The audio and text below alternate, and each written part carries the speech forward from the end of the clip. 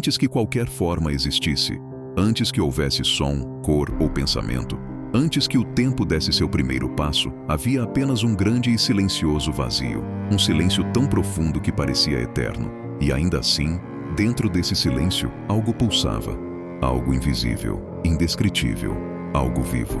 Era o Criador. Não havia estrelas, não havia céu, não havia chão sob os pés. Somente um infinito escuro, esperando pelo instante em que tudo mudaria para sempre. E então, como o despertar de um universo adormecido, uma voz ecoou, atravessando o nada. Uma voz que não se escuta com os ouvidos, mas com o espírito. E essa voz disse: haja luz.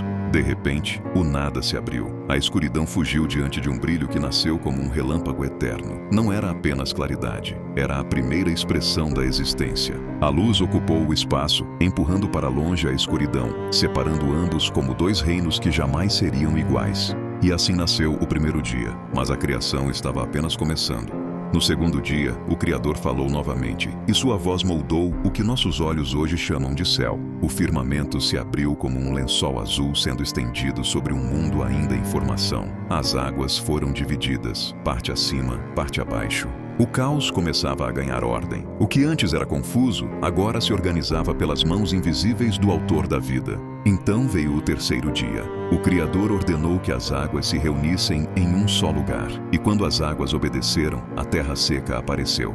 Rochas se ergueram como colunas antigas, montanhas se levantaram em silêncio, vales se formaram profundos e extensos, rios começaram a correr, abrindo caminho como veias de um planeta que despertava.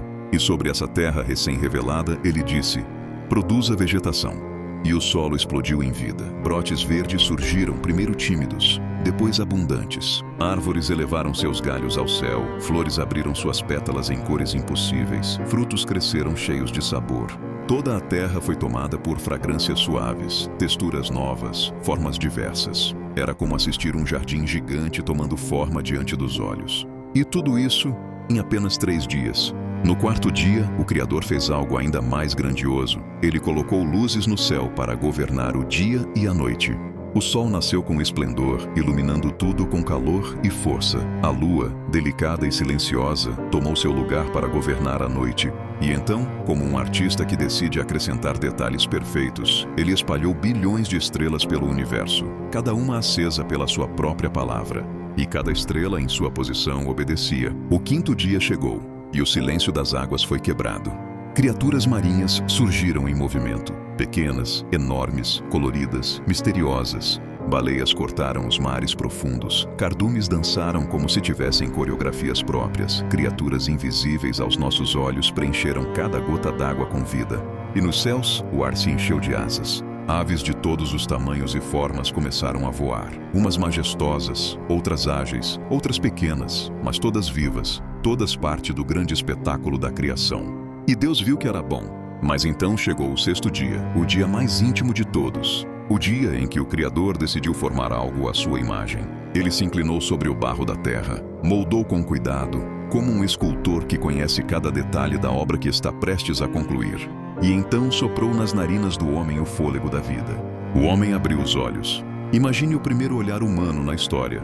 Um olhar que se deparou com o próprio Criador. Ali estava a essência da vida, propósito, identidade, começo. Mas o Criador não desejava que o homem estivesse sozinho. Então ele o fez dormir. E enquanto o homem descansava, Deus formou a mulher. Não tirada da cabeça, para que não dominasse. Não tirada dos pés, para que não fosse pisada. Mas tirada do lado, para estar com ele. Completar. Unir, caminhar juntos. E então Deus os colocou no Jardim do Éden. Um lugar tão perfeito que nossa imaginação jamais alcança completamente. Águas cristalinas corriam entre as árvores. As folhas balançavam com um vento suave. Frutos pendiam com cores vibrantes. E cada canto do jardim parecia cantar uma música silenciosa de harmonia. Ali, Deus caminhava com o homem e a mulher. Ali, o trabalho não era peso. Ali, a vida era plena. Ali, tudo estava exatamente como deveria estar. E quando tudo estava completo, quando cada detalhe da criação estava em seu lugar, veio o sétimo dia. O dia em que Deus descansou, não porque estivesse cansado, mas porque contemplou a beleza do que havia criado. Um descanso que celebrava a ordem, a vida, a perfeição. E assim terminou a história da criação, um começo que moldou todo o universo, uma obra que revela propósito, intenção e amor. Cada estrela, cada árvore, cada criatura, cada detalhe carrega a marca do Criador.